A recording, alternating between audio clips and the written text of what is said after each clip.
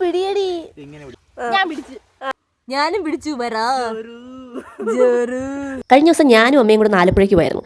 ഈ പോകുന്ന വഴിക്ക് അമ്മ ഈ വഴിയൊക്കെ കണ്ടിട്ട് ആകെ മൊത്തം കൺഫ്യൂഷൻ. ഞാനിതാണ് കറക്റ്റാണെന്നൊക്കെ പറഞ്ഞു എന്നെ യാതൊരു വിശ്വാസമില്ല. അങ്ങനെ എന്തായാലും വീട്ടിൽ സേഫായിട്ട് നമ്മൾ എത്തി. എത്തിയവിടെ ഫുഡൊക്കെ കഴിക്കാനുള്ള പരിപാടി അപ്പോഴേക്ക് ലൂസിമ വന്നു. അമ്മയ്ക്കാണെങ്കിൽ ബ്രൗണി അല്ലാതെ വേറെ ഏത് പട്ടിക്കുട്ടിയാലും പേടിയാണ്. അവളാണെങ്കിൽ അമ്മ ഫുൾ മണപ്പിച്ചുകൊണ്ടിരിക്കുവായിരുന്നു. വന്നതിന്റെ മെയിൻ ഉദ്ദേശം ലിതാണ്. ഇന്ന് ഇവിടുത്തെ കുളത്തിൽ നിന്ന് മാമനും എല്ലാവരും ചേർന്ന് മീൻ പിടിക്കുന്നുണ്ട്. കൂടെ നീന്താൻ നമ്മുടെ ലൂസിമയുണ്ട്. കരയിൽ നിന്ന് ആക്കാതെ അമ്മൂന് ഇറങ്ങാനുള്ള ത്വര കാരണം അവസാനം അളിയനെ വരെ വിളിച്ച് പെർമിഷനും വലിച്ച് അമ്മയുടെ കാലും പിടിച്ച് മാമിയെടുത്ത് പറഞ്ഞ് മരുന്നും കഴിച്ച് അവസാനം അമ്മു ഇറങ്ങി. അവസാനം നമ്മൾ എന്തോ ഒരു സാധനം പിടിച്ചു. അമ്മ പേടിപ്പിക്കരുത്, പിടിച്ച സാധനം പാമ്പാതൊക്കെ പറഞ്ഞിട്ട്. കരയ്ക്ക് കയറിയതിനു ശേഷം സീൻ ഇങ്ങനെയായിരുന്നു.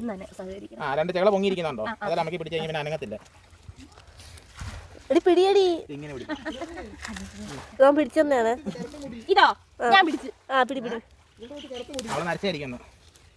പൊക്ക്.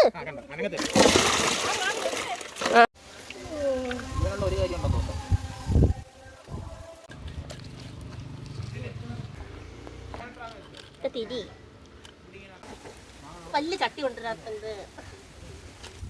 ഇവൻ മിടുക്കനാണ്. ഇവനൊരു പുലിയാണ്, സിംഹം. എത്ര പിടിച്ചിട്ടും കിട്ടുന്നില്ല. ഇതെന്താന്നറിയാവോ?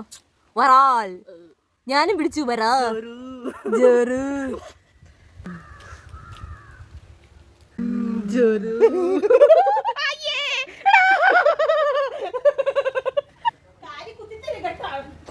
സ്നേഹപ്രകടനം കഴിഞ്ഞു. അപ്പം ഇനി തല്ലിക്കൊല.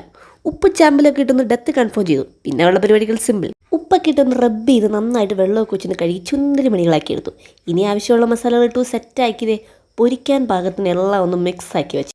ഇനി ക്ഷമയില്ല. ഫുഡിൻ്റെ സമയമാണെങ്കിൽ ഓൾറെഡി കഴിഞ്ഞു.